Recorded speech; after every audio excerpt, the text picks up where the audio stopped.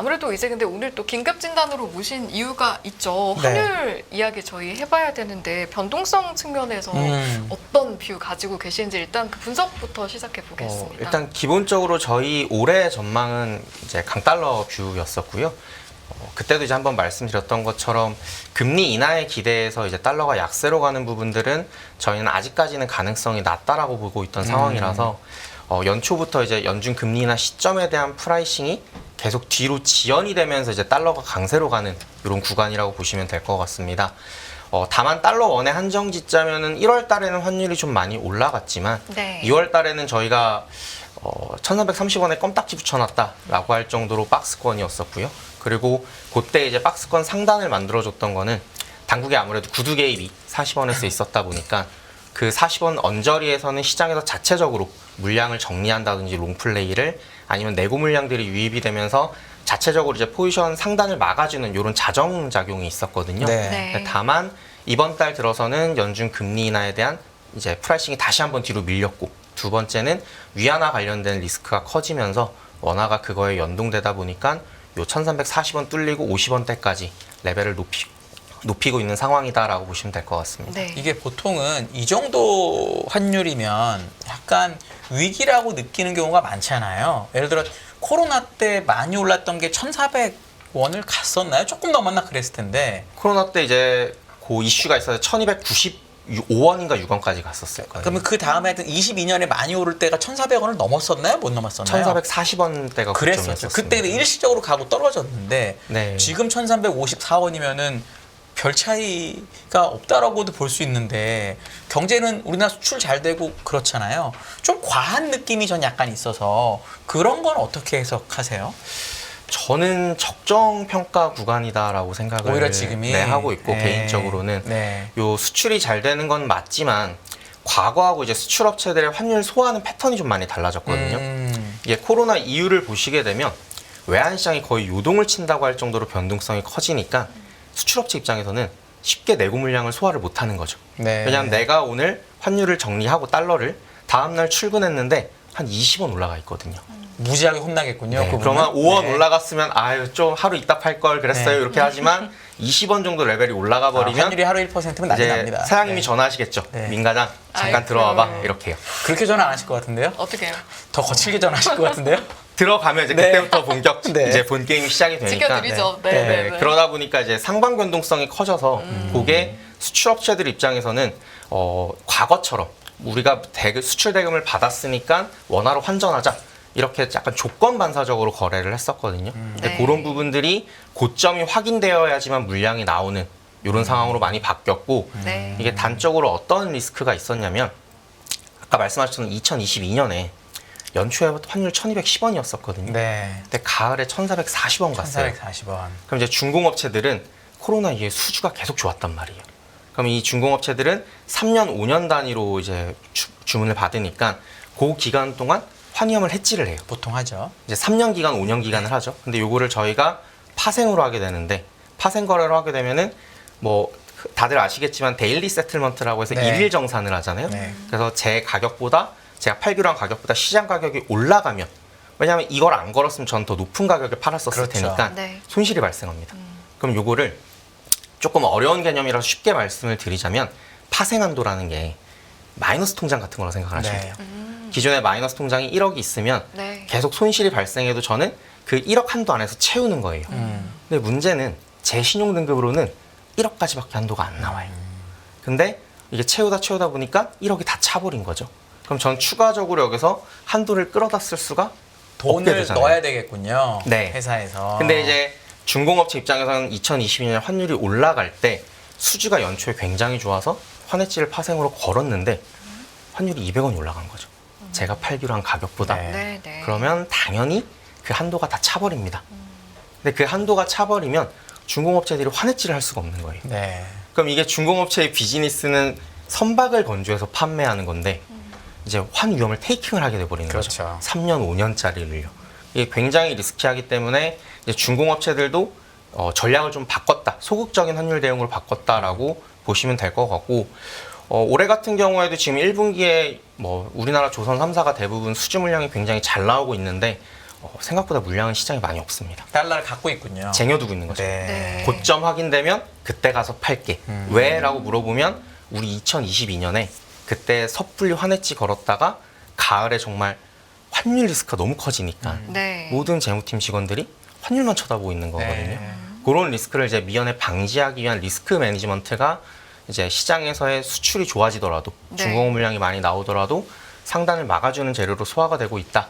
이렇게 보시면 될 것 같고요. 알겠습니다. 그럼 이런 이해를 전제로 해서 또 오늘 장표를 준비를 많이 해오셨어요. 네. 그래서 보시면서 그거 또 이야기 나누죠. 한번 보면서 이제 네. 말씀을 드릴 건데 좋습니다. 이제 저희가 기업들의 외화예금 그 금액을 보시게 되면 이제 왼쪽 차트에 나와 있는 것처럼 코로나를 기점으로 2020년을 기점으로 금액의 레벨대가 달라지거든요. 네. 네. 당연히 수출이 좋아서 그런 것도 있었지만 저희는 이 달러원 차트하고 같이 보시게 되면 21년부터 환율이 쭉 올라가잖아요.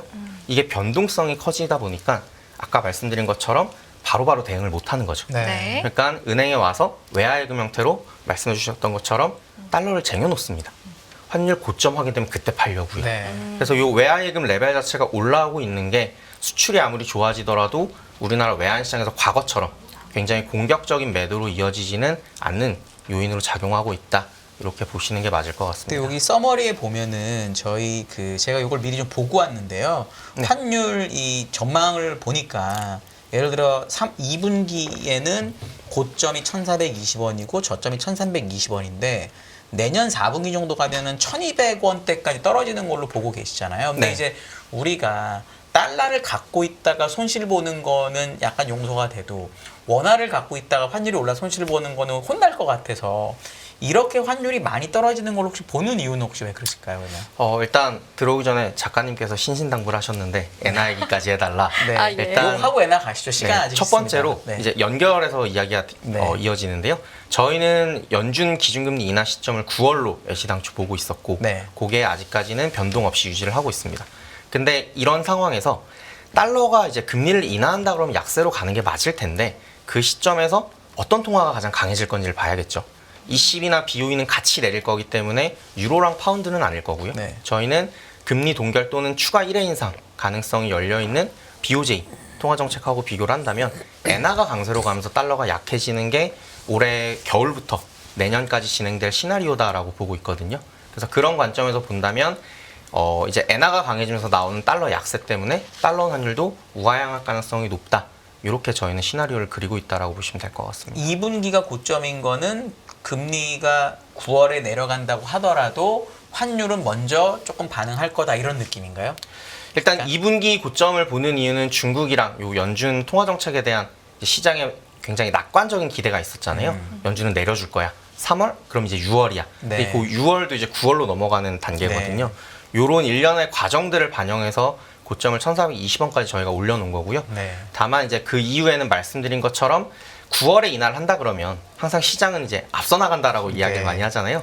한 8월부터는 7, 8월부터는 그게 좀 반영되면서 환율을 이제 다시 아래로 눌러주는 재료가 될 가능성이 높지 않을까 이렇게 저희는 예상을 해보고 있습니다. 네. 그래서 여기 장표에 보니까 거의 25년 4분기가 되면 저점이 1,180원이고 고점이 1,160원으로 되어 있네요. 그러니까 지금보다 아주 많이 원화가 절상될 수 있는 가능성이 있다고 보시는 거네요. 네, 지금 현재로서는 그렇습니다. 네. 그때 네. 이제 달러 당연히 지금 약세 현재로서죠. 때문에 네, 당연히. 지금 네. 달러 약세를 이제 엔화 강세를 통해서 많이 나올 거다라고 보고 있고 그 과정에서는 달러 환율도 하향 안정화를 좀 저희는 높게 점치고 있다라고 보시면 될 것 같습니다. 네. 네. 자연스럽게 엔화 이야기로 넘어가 보면 오늘 이제 일본 재무상이 한 말이 엔화 약세 관련해서 과도한 움직임에 대해서 모든 수단을 배제하지 않고 적절한 대응을 취하겠다 이렇게 네. 말을 했어요. 근데 언제 말만 하죠? 도대체 언제 수단을 동원하는 거죠? 네. 적절한 대답을 이미 해주셨는데 아, 예? 고 재무성뿐만 아니라 기시다 총리, BOJ 관계자들, 네. 전 BOJ 임원들 다 한결같이 이야기하는 게 펀더멘탈을 반영을 해야 되는데 지금의 엔화의 움직임은 일본 경제의 펀더멘탈을 반영하지 못하고 있다. 투기다. 그러니까 우리는 언제든지 모든 수단을 동원할 준비를 하고 있을 거야. 뭐 예비군이랑 민방위 준비하고 있다는 거거든요. 네. 근데 몇 그러면서 번째인지 이제 모르겠어요. 항상 네. 그러죠. 주시하고 있다고요. 근데 저희 딜러들이랑 저랑 최근에 이제 일본 관련된 이슈가 나오면 항상 얘기하는 게 네. 주시는 우리도 하고 있지 이렇게 이야기를 합니다. 음. 저희도 엔화 환율이 되게 중요한 그럼요. 변동성 재료니까 쳐다보고 있죠. 네. 근데 아직까지 직접적인 개입으로 추정되는 움직임은 없었기 때문에 엔화는 이제 미국 채금리 상승하는 걸 쫓아가게 된다면 조금 더 약세로 갈 여지는 남아 있지 않을까 이렇게 내다보고 있고요. 네. 그 엔화 이제 약세가 좀 꺾일 만한 시점은 아까 말씀드렸던 9월 연준 인하 그 네. 이후에 이제 엔화가 강세로 가는 이런 국면이다라고 생각을 하고 사실 지금 시장에선 다들 152엔 넘어가면 달러엔이 일본은행에서 개입을 할 거다라고 이야기를 많이 하고 있는데 사실 저는 개인적으로 지금 일본 쪽 수입 물가가 많이 안 올라오고 있거든요. 네. 유가나 식료품 이런 게 수입 물가 가격에서 많이 안 올라오다 사실 보니까 차트로 볼 수가 있나요?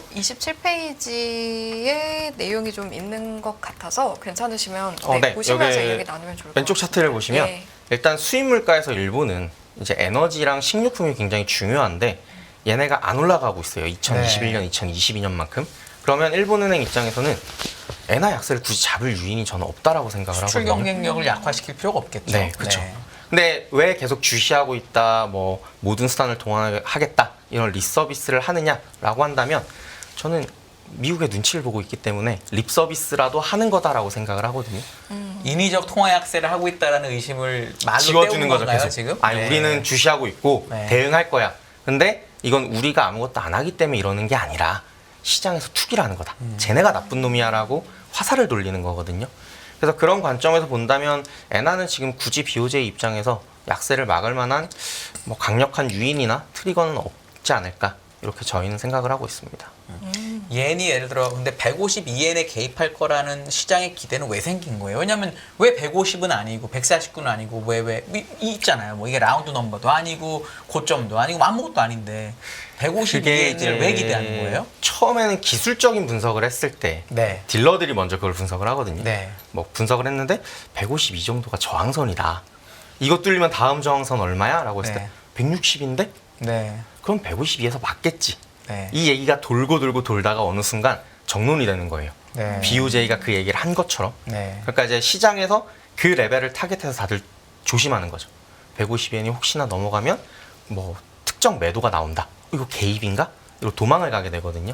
그러다가 이제 강력한 모멘텀이 하나 생기면 이제 그 다음에 그 레벨을 뚫고 올라가는 건데 아직까지 그만한 모멘텀은 없다 보니까 시장에서도 152엔 정도를 당국에서 그거는 레드라인이다라고 인식을 하고 다들 대비를 좀 하고 있는 게 아닌가. 그 모멘텀이라고 하면 예를 들어 어떤 것 정도는 나와줘야 모멘텀이 될 수 있을까요? 저는 개인적으로 6월 FMC에서 아니면 그 전에 뭐 FMC에서 점도표 이슈가 없을 테니까 6월 정도에 이제 점도표가 2회로 하향 조정이 될 거라고 보거든요. 금리 인하에 대해서. 네. 네. 그게 이제 트리거가 직접적으로 될 수 있다라고 생각을 하고요. 지금 시장에서 이미 3회 인하 이하를 가격에 반영하고 있긴 하지만 네. 연준에서 공식적으로 우리 2번 이하라고 하는 거랑 분명히 파급 효과는 다를 거다라고 생각을 하기 때문에 그때 이제 FMC 이후에 한번 엔화가 크게 모멘텀을 받을 수 있지 않을까 이렇게 생각을 하고 있고요. 다만 9월 인하에 대한 뭐 확실한 이제 우리 9월에 인하할게라는 힌트를 7월 FMC에서 저는 줄 수 있다라고 생각을 하기 때문에 그 시점부터는 이제 엔화가 좀 진정되지 않을까 이렇게 예상을 하고 있습니다. 엔화가 오르면 상단을 160으로 그럼 보시나요?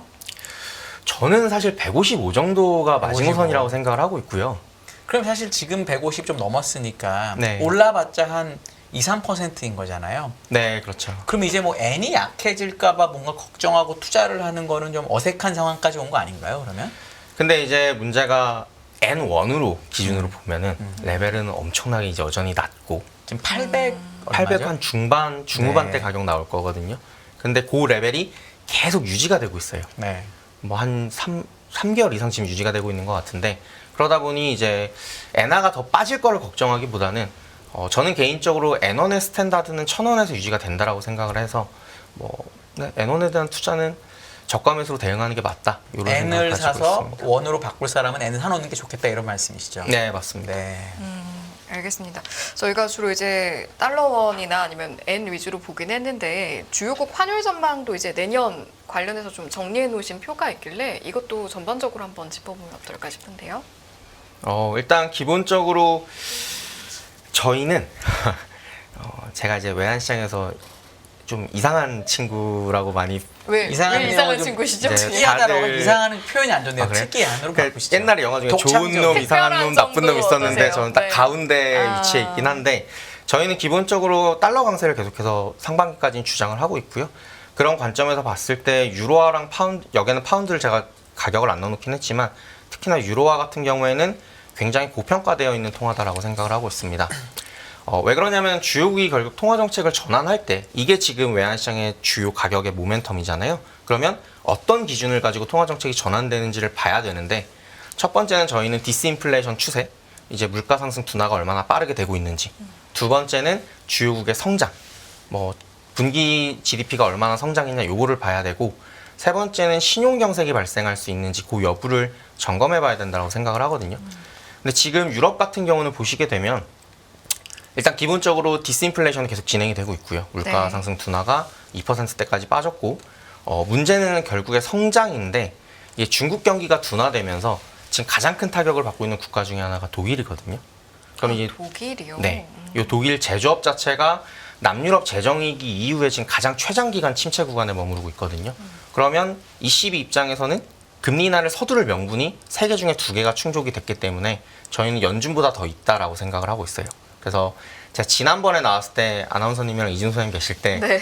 명분이 없다고 연준이 금리를 인하할 명분이 아, 없다 기억이 요 얘기를 나네요. 하다 갔던 예, 것 같은데 예, 네. 지금도 그 얘기하고 다니거든요. 근데 ECB는 명분이 있기 때문에 저는 6월에 금리 무조건 내릴 거라고 생각합니다. 그러면 ECB가 연준보다 선제적으로 움직인다면 유로화가 지금 가격보다는 훨씬 더 빠져서 가격에 반영되는 게 맞다라고 보고 있고요. 그리고 두 번째로 우리나라 원화를 볼 때 중요한 통화가 이제 위안화가 될 텐데 저는 중국에 대해서 가장 비관적인 뷰를 가지고 있는 사람 중에 한 명이거든요. 물론 저도 여의도에 있었을 때는 이제 선배님들이 그런 말씀 많이 하셨어요. 경환아, 너가 중국을 잘 몰라서 그러는데 중국은 항상 계획이 있어. 이런 말씀을 많이 하셨거든요. 기생충인가요? 그쵸. 근데 올해 3월 양회에서 네. 더 이상의 계획이 안 나올 수도 있다라는 게 첫 번째로 확인이 됐고 두 번째로 철강석 가격 하락에서 저희가 비춰볼 수 있듯이 중국에서 이제 새로운 성장 동력 기존에는 이제 토목공사를 통해서 경기를 부양하는 시스템이었는데 그거를 대체할 새로운 동력이 안 나오고 있거든요. 그럼 저희는 그런 관점에서 봤을 때 위안화도 지금보다 훨씬 더 약세로 갈 리스크가 남아있다. 그렇게 본다면 원화, 대만 달러, 싱가포르 달러 같은 아시아 신흥국 통화들도 위안화 약세를 쫓아서 하락할 여지가 남아있지 않을까 이렇게 예상을 하고 있습니다.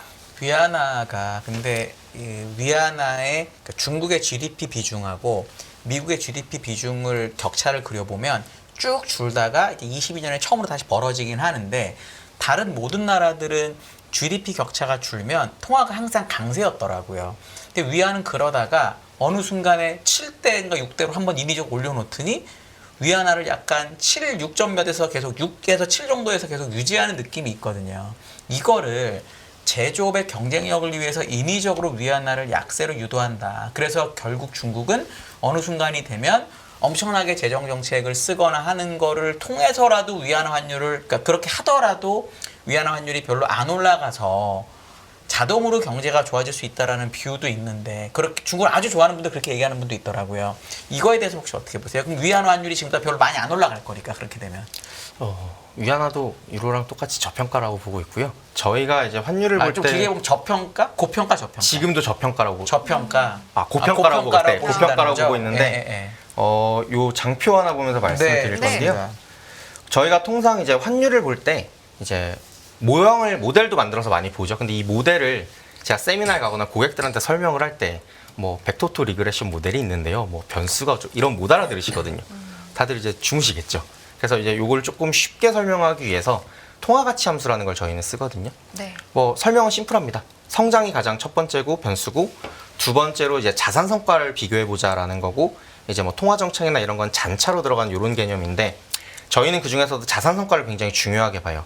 왜냐하면 이 시가총액 베이스로 보는 자산 성과는 이제 실질적인 자금의 유출입이잖아요. 저희가 흔히 말하는 외국인 자금이 우리나라 주식을 샀냐 팔았냐 요거하고 같은 개념인데 그런 관점에서 봤을 때 자산 성과가 밀리면 통화 가치가 약세로 가는 게 맞다라고 생각을 하거든요. 왼쪽 지금 장표 차트를 보시면 일반적으로 미국과 중국의 시가총액을 비교한 거랑 달러 위안 환율이 같이 가는 게 맞습니다. 근데 위원님께서 말씀해 주셨던 것처럼 작년 이제 4분기부터 이게 좀 얘기가 달라지거든요. 네. 작년 4분기에는 7.3에서 이제 인민은행이 위안화를 관리를 했었고 올해 연초에는 그게 7.2였었거든요. 근데 제가 서두에 원화 변동성이 커진 원인 중에 하나로 위안화 리스크가 커졌다라는 말씀을 드렸었잖아요. 그게 이번 달부터 이 7.2를 풀어줘서 그래요. 우리가 더 이상 이 레벨에서 관리하는 게 아니라 조금 더 올라가는 걸 용인해 주겠다. 이런 이야기가 나오면서 위안화 변동성이 커지는 거거든요. 근데 이 시가총액 기준으로 봤을 때 이렇게 시가총액 차이가 이제 작년 겨울부터 올해 연초까지 벌어진 결정적인 이유는 탈중국 리스크 때문이었었거든요. 이제 중국 3분기 FDI가 통계 집계 이후 처음으로 마이너스 기록한 것도 작년 3분기였었고요.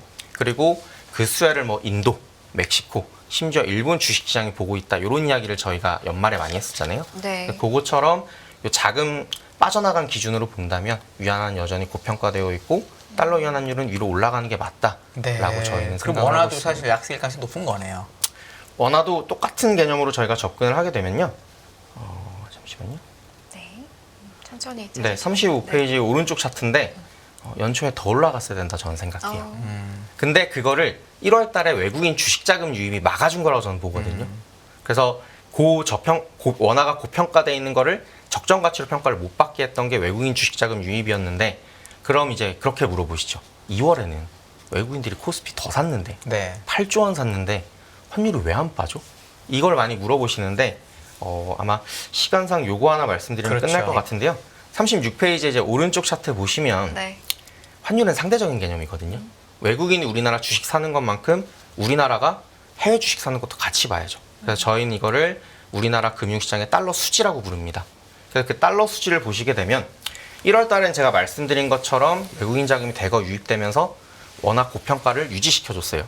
근데 문제는 2월 달에 외국인들이 우리나라 주식을 8조 원을 샀는데 우리나라 금융시장의 달러 수지는 마이너스 20억 정도였습니다. 20억 달러가 나갔어요. 네. 그만큼 더 많은 금액이 해외 주식으로 빠져나갔다는 걸 의미하는 거거든요. 그럼 이런 기조가 유지가 된다면 말씀드렸던 것처럼 반도체 수출이 좋아져서 우리나라 주식시장에 외국인 자금이 들어오더라도 나가는 게 더 현재 많은 상황이다 보니까 요 환율 자체가 아래로 빠지기는 어려운 상황이다. 이렇게 저희는 분석을 하고 있습니다. 알겠습니다. 네. 여기까지 임경원 우리은행 외환시장 운용부 선임 연구원과 함께했습니다. 잘 들었습니다. 감사합니다. 고맙습니다. 네. 안녕하세요. 이승입니다. 더 많은 영상을 보고 싶으신 분들은 화면 오른쪽에 있는 구독 버튼을 눌러주시기 바랍니다. 그리고 영상을 보시면서 좋아요는 필수인 거 아시죠? 항상 인포맥스 라이브를 사랑해 주셔서 감사합니다.